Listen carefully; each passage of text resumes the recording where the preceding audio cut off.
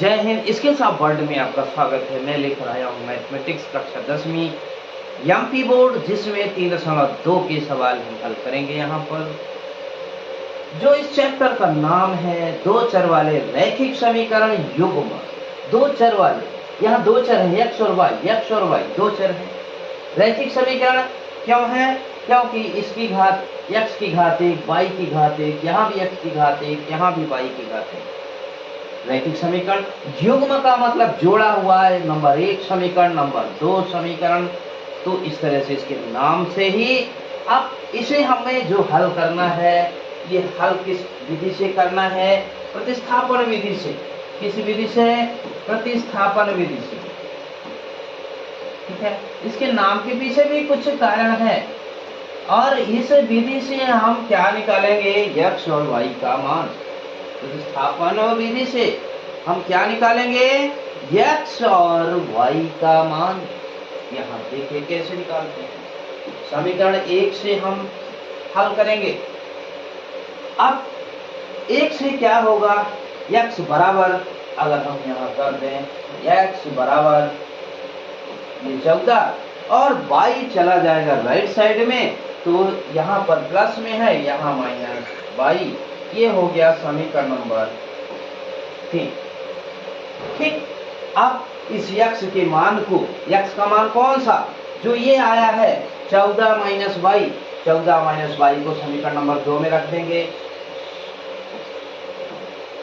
x के मान को समीकरण 2 में रखने पर, x के मान को समीकरण 2 में रख देंगे। ठीक, अब जैसे ही रखेंगे, यहाँ देखिए x के स्थान में क्या हो जाएगा? 14 माइनस वाई। यहाँ से क्या होगा? 14 माइनस वाई पूरा x के स्थान में, क्योंकि x बराबर है 14 माइनस वाई, तो पूरे x के स्थान में यहाँ पर क्या करेंगे? रख देंगे, अर्थात प्रतिस्थापित कर। अर्थात क्या करेंगे? प्रतिस्थापित कर देंगे। और इसे प्रतिस्थापित करने के कारण ही इसका नाम क्या पड़ा है? प्रतिस्थापन विधि। क्या नाम पड़ा है इसका? प्रतिस्थापन विधि। ठीक, चलिए 14 माइनस वाई, यहाँ माइनस वाई बराबर, यहाँ देखिए बराबर में 4, हमने कोई परिवर्तन नहीं किया। ठीक है, हमने कोई परिवर्तन नहीं किया। ठीक, तो ये 4 आ गया। केवल हम यहाँ पर x के स्थान में क्या रख दिए हैं? 14 माइनस वाई। इसको हल करेंगे तो इसी से ये क्या होगा? 14 माइनस वाई, यहाँ से ये माइनस वाई, कोष्टक हटा देंगे और ये बराबर क्या है? 4। ठीक, अब इसके आगे हम देखते हैं। यहाँ देखिए माइनस और माइनस, माइनस वाई, तो ये दोनों जुड़ जाएंगे तो माइनस 2y। इनसे क्या होगा? 14 माइनस 2y बराबर ये हुआ 4। इसी से क्या होगा? यहाँ देखिए 14 को जाने दीजिए राइट साइड में, 14 को जाने दीजिए राइट साइड में, माइनस 2y बराबर 4 माइनस 14। और इसी से हो जाएगा minus 2y equal to 4 minus 14 minus 10। यहाँ देखिए 4 माइनस 14 है ना, तो अगर चिन्ह हटा दिया जाए तो बड़ी संख्या कौन सी? 14। बड़ी संख्या कौन सी? 14। अब 14 में 4 घटाएंगे, बड़ी संख्या का चिन्ह लिख देंगे तो माइनस 10। इसी से y बराबर माइनस 10 बटे ये माइनस 2, इधर माइनस 2y है, 2 गुणे y है, और राइट साइड में डालने पर क्या होगा? भाग में चला जाएगा। ये माइनस से माइनस कट गया, 2 1 कम 2, 2 पंचे 10 बराबर 5। y बराबर कितना प्राप्त हुआ? 5। अब y का मान समीकरण नंबर 3 में रख देते हैं। y बराबर 5 समीकरण 3 में रखने पर, समीकरण 3 में रख देंगे। अब 3 में रख देंगे तो क्या होगा? देखिए x बराबर मान निकल आएगा। x बराबर यहाँ पर देखिए 14 माइनस वाई, तो 14 माइनस ये वाई की जगह पे 5, 14 में 5 घटा 9। अब यहीं से एग्जाम हमें उत्तर क्या मिलेगा? x बराबर 9 और y बराबर 5। ये क्या हो गया, इसका आंसर हो गया यस माइनस टी बराबर 3। समीकरण नंबर 1 यस बटे 3 धन टी बटे 2 बराबर 6। समीकरण नंबर 2, ठीक, इसको हम किस विधि से हल करेंगे, प्रतिस्थापन विधि से। किस विधि से, प्रतिस्थापन, ठीक है। ये हम हल कर रहे हैं इसको प्रतिस्थापन विधि से, ठीक। अब इसको हल करेंगे। समीकरण नंबर 1 से यहाँ पर हम क्या लेके आए, समीकरण नंबर 1 से हम क्या लेके आएंगे, यहाँ देखिए समीकरण 1 से, ठीक है। अब यस बराबर यहाँ क्या कर देंगे, यस बराबर 3। अब यहाँ देखिए टी माइनस में है, राइट साइड जाने पर प्लस में होगा, प्लस टी। इसको मान लिए समीकरण नंबर 3। अब इस जो समीकरण नंबर 3 है, यस बराबर 3 प्लस टी, इसको हम रख देंगे समीकरण नंबर 2। यस का मान समीकरण 2 में रखने पर, समीकरण 2 में रखने पर, अब समीकरण 2 में रख देंगे, ठीक है। तो यस के स्थान में सीधे 3 प्लस टी रखेंगे। यहाँ देखिए यस है तो हो जाएगा 3 प्लस टी, ये पूरा एस के स्थान में बटे 3 है तो बटे 3। ध्यान से देखिए यस का मान 3 प्लस टी, यस का मान 3 प्लस टी बटे 3 सेम, प्लस टी बटे 2 बराबर 6। इसको हल करेंगे। यहाँ पर जो भिन्न संख्याओं का जोड़ना होता है, परिमेय संख्याओं का जोड़ना होता है, तो उस तरीके से इसको जोड़ेंगे। तो 3 और 2 का जब एलसीएम लेंगे तो यहाँ मिलेगा हमको 6, 3 दूनी 6। अब जैसे हम करते रहे वैसे करेंगे। तो 6 में 3 का भाग लेंगे, 2 आएगा, 2 का गुणा 3 धन 30, 2 का गुणा 3 धन 30, प्लस यहाँ देखिए 6 में 2 का भाग लगाएंगे, 2 3 आई 6, 3 प्राप्त हुआ, 3 का गुणा 30 से ये हुआ 3, ठीक। अब ये बराबर का 6 है तो 6 हो गया। अब देखिए 2 का गुणा 3 से, इससे करेंगे तो 2 3 आई 6, प्लस 2 का गुणा टी से, प्लस 2t, प्लस यहाँ 3t है, 3t बराबर 6। अब यहाँ भी बटे 6, तो ये बटे 6, ठीक। फिर यहाँ से देखिए 2t और 3t मिला के कितने हुए, 5, तो 6 प्लस 5t ये बराबर, ये देखिए 6 इधर बटे में है, राइट साइड जाने पर क्या हो जाएगा, गुणा में होगा।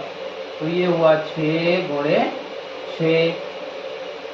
अब यहाँ देखिए 5t बराबर 6 का भी पक्षांतर किधर करेंगे, राइट साइड में, दाएं साइड छछा का, ये इसका गुणा हुआ 36, और ये इधर धनात्मक है, इधर जाने पर माइनस हो जाएगा, तो 36 माइनस 6 प्राप्त हुआ। ये 6 चला गया राइट साइड, तो यहाँ 6 गुणे 6 36, और ये 6 गया इधर हो गया माइनस में।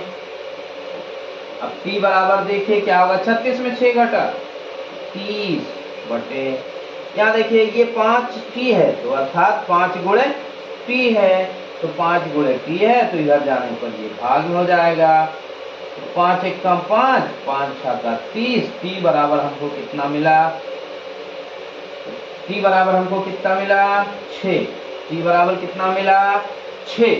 अब t के इस मान को समीकरण 3 में रख देंगे, t बराबर 6, समीकरण नंबर 3 में रखने पर, समीकरण 3 में रख देंगे। तो यहां से देखिए यस बराबर 3 धन टी है ना, तो ये हो जाएगा यस बराबर 3 प्लस 3 बराबर हमको मिला था 6, ये 6 हुआ। तो यही यस बराबर 6 और 3 मिला के 9 हो गया।